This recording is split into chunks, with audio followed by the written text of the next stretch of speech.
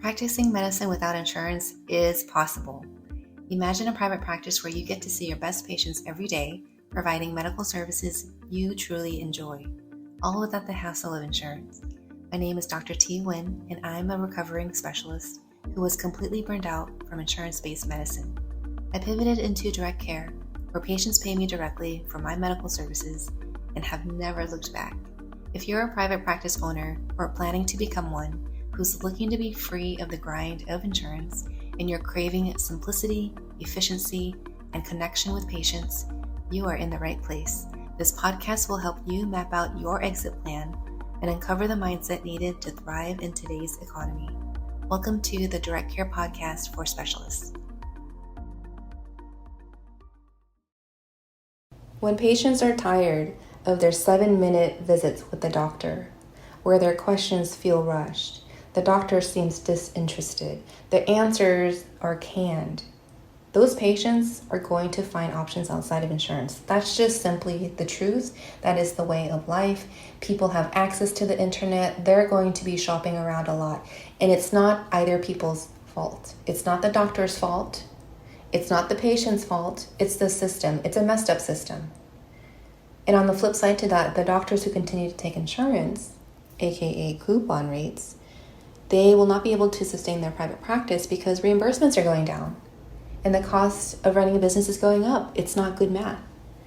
And a lot of people think that in private practice, we have to deliver care to every single person who walks through.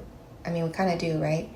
But they also think that private practice has the same unlimited resources or tax advantages as academic training sites. And so they think they have to take insurance.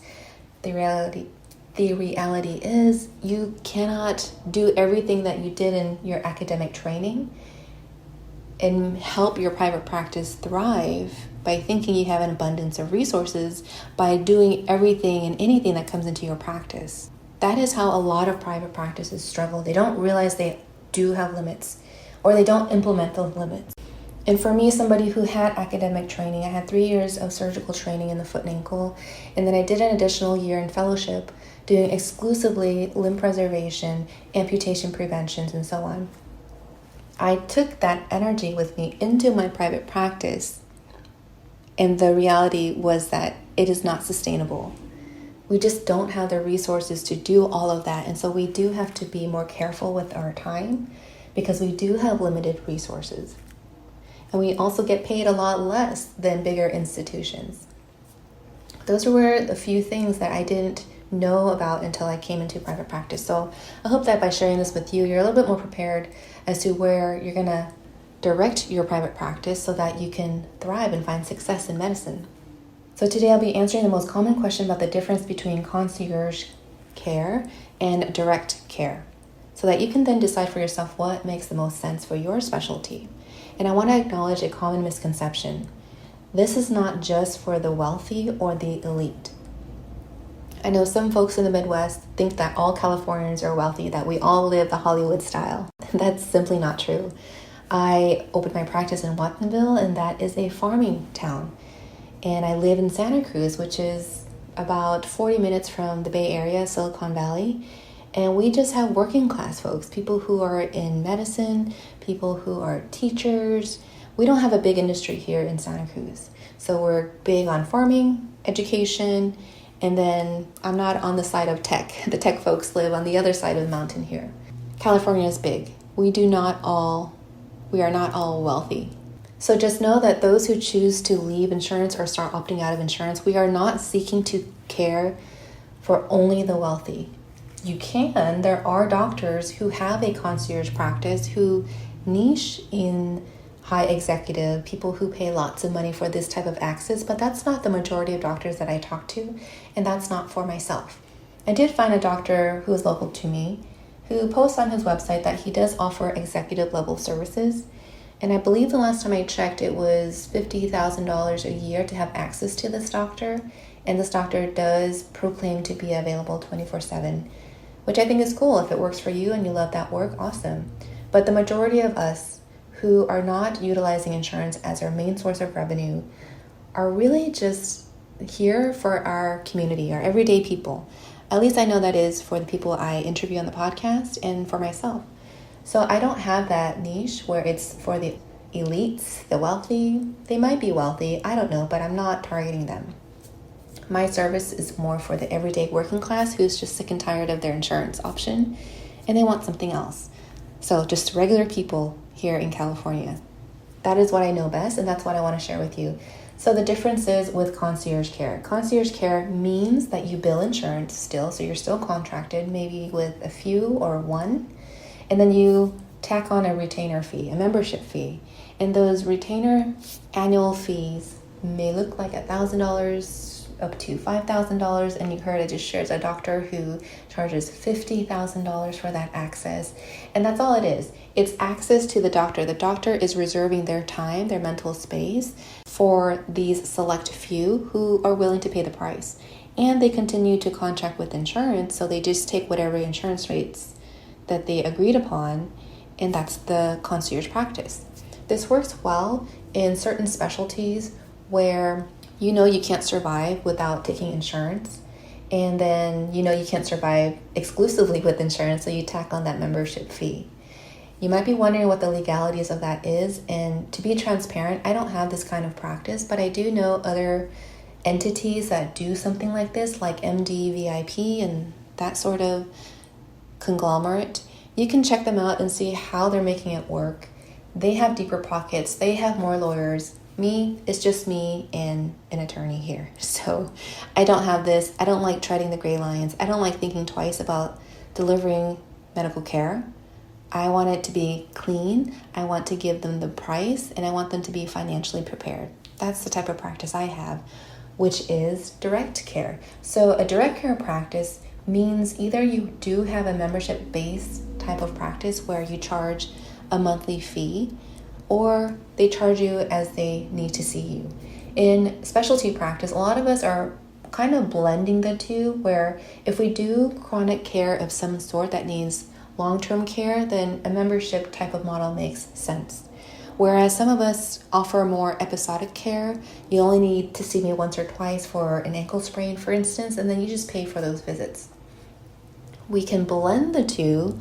So for me, I do have both, because I take care of a subpopulation that does need me long-term. So I offer them a kind of membership, or really it's more of a package type of deal, where I charge them less if they were to pay upfront for this long-term service. And then I still have, pay as you go, pay for the initial consultation, pay for the follow-up, and it's as needed. So direct care, none of us bill insurance. And I love that the hallmark of direct care is transparent pricing. So if you see a direct care doctor, you're going to know what you're going to pay, and there's no hidden fees, and there's not going to be a bill months down the road that it wasn't paid for. Whatever you see online or whatever quote you were offered at your visit is going to be the price. Of course, with medicine, people aren't black and white, and so if there needs to be some attunement or changes in their plan of care, the price is changed, that's really no big deal. But the point is, they will always know the ballpark of the cost of things. And the reality is, insurance-based practices, the reason why people don't know the price of things is because it's hidden. And when the price of things are hidden, it allows institutions to raise their prices. You can't compete when you don't know the price of things.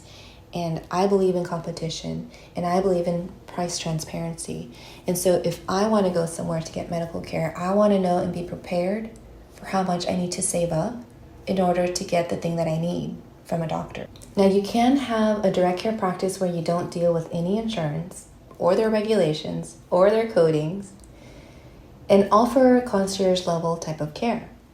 High touch points. So it's more access, it's longer appointments, maybe additional perks like 24/7 communication. Now, asterisk, communication does not mean you have to be on call at 3 o'clock in the morning to refill a medication. It means that they have your email access, maybe your cell phone or mobile number that you assign to your assistant to triage before it gets to you, or it might be that you want direct communication with your patients. It totally depends on what you want to offer. And that's the thing, that's key here. In private practice, When you don't deal with insurance, there aren't a lot of rules. It's whatever rules you want to set. So I don't have a practice that is available 24/7, but they can email me 24/7 and I'll get back to them for non-urgent issues. And patients know that they're pre-educated to know what the limits are to my practice. Maybe only one time did I have a patient who was hospitalized and he demanded that I see him in the hospital, that I had to explain to him that's not what I can do because I wasn't credentialed there anymore. And when you talk through things with your patients and you communicate with them, they will understand.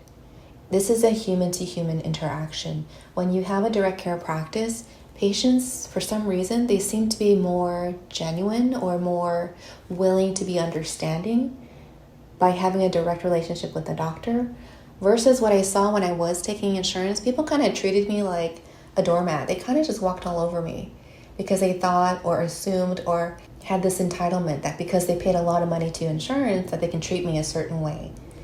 But now they know they can't. So creating that healthy boundary so that you have a working relationship with your patient is very important. And you get to do that when you don't have the red tapes of insurance getting in the way. Between the two of you, you establish what's a working relationship and you call it good. So the key differences with concierge care: you bill insurance, you tack on a membership fee for access. It's sometimes marketed to high income earners. Sometimes it's marketed to a high income earner, but this day and age, what is a high income earner? I mean, that's kind of a rhetorical question. Here in California, you could be making $200,000 and still can't afford a house. That's an issue for another day, but you see what I mean? These numbers are relative. So the payment model in a concierge practice might be a viable option if you wanted to go into the legalities with an attorney at your state level and see what is allowed and what's prohibited in that type of hybrid. Or you can just make a clean cut and say, I don't want to deal with any insurance and I really don't want to deal with attorneys. No offense to my attorney friends, of course. But you want to be straight about what you offer. You want to just tell them your price is your price. This is the value you offer. Maybe you have a membership type of setup, or maybe you say, come as you need. You can totally decide. And all of that, these two models allows you to get less dependent on insurance. So you have fewer insurance hassles. You lower the cost of your overhead if you're a direct care practice. Maybe in a hybrid, you can also lower your overhead too if you're only dealing with one or two insurances and going through their 50-page of restrictions and things. But in essence, if you can become less dependent on insurance, you're going to be better off in the long run. You're going to be able to see fewer patients. You're going to have your sanity back. You're going to have a lot of free time to do the stuff that you really have been putting off. And I think that's just a wonderful place to be, that you have total control in your practice, in your overhead costs, and the income you want to make. You may have even heard of practices who say they're direct care, but they offer concierge level type of care. And I kind of like this direction because I think most people, the general public, understand the word concierge. They know when they drive their car to valet, they're going to have concierge services, take their luggage to their hotel room, and they're going to park their car so you don't have to worry about that hassle. I personally love that high touch point. And in direct care, the difference is we don't bill insurance and we still maintain that high level touch point because that's the whole point. When you have fewer patients to take care of, you can focus on each one individually and give them a really personalized experience. And that brings so much more joy for both the patient and the doctor to be able to be attentive to one person at a time and solve their problem with the time that you need to solve it. Appointments are often 30 minutes, 60 minutes, 90 minutes in a direct care type of practice versus insurance. I think I was spending as low as a minute with the patient, pop my head in and out, and maybe 15 minutes. That was kind of long. I would be put behind if I did spend that much time in a high volume type of practice. But nonetheless, now that you know there are key differences with the two, you can decide what works best for you. So to put things into perspective, I transitioned out of insurance about 3 years ago.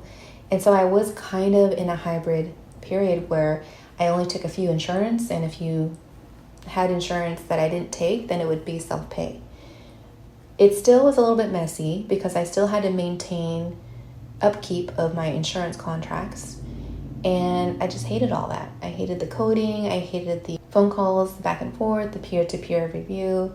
I hated that patients saw me as an insurance provider and expected me to do all the heavy lifting and do unpaid or unbillable work. I really hated that. I got paid so little and I had to do extra work to get that money. So that for me did not make any financial sense. And I lost a lot of peace with that. And so finally one day I decided to drop my last insurance. And it's been 3 years, I think. And it's been fabulous. I cannot even begin to express how wonderful it is to have control of my time and to have peace in my practice. And that's why I'm here to share it with you, so that you can see what's possible and avoid the things that didn't work for a lot of us, so that you can take that shortcut to building your dream practice. Direct care is really old school medicine. Before there was even insurance, that was exactly what medicine was. You had your neighborhood doctor go to people's homes. They took care of the patients. The patients had gratitude. They paid the doctor, right? It was really beautiful if you go back in time and read about what doctors used to do before there was insurance. And this year, 2025, I'm claiming a more simple life. I hate things that are complicated. I think medicine is complicated enough. Why do we have to make access to medicine more complicated? It's just frustrating. This is not how I envisioned medicine to be. And so I stepped out of the matrix, they call it, and created a practice of my own that works for me. And I know you're going to be able to create a practice of your own too, by being prepared for what's up ahead. So you can choose to have a concierge type of practice. I do advise that you get an attorney to make sure that your paperwork is in order, so that you know when you have to bill insurance and when you can accept cash. And prepare yourself by learning how to market yourself, how to provide value, how to find your ideal patients. All of that is part of my course, which you can find on my website. But nonetheless, I hope you found some useful information as to why it's important to understand the difference in the words that you use. Whether you want to call yourself a concierge practice, it has its implication. The public assumes that you take insurance, but you just charge that membership fee. And direct care, which the public does not really know what that means. This is a new frontier. It's a new word because it's a new generation of people who are just fed up with insurance. And we have to educate people that direct care is where we don't bill insurance. And that word is not in our everyday vernacular just yet. But I know that it will be, with our alliances in both DPC alliances and DSC alliance. We are making a concerted effort to help doctors know their options and be able to convey their value to their patients so that they can have a thriving business without insurance dependency. Both models offer personalized care, more attention because they are decreasing their volume, decreasing the quantity of patients, and increasing the quality of care that they deliver. Direct care specifically is built around price transparency and independence from insurance regulations. If you've been frustrated with traditional healthcare, or you are serious about making the switch and you want me to work with you, to help you through, to guide you through your next step, use the link down below to get connected.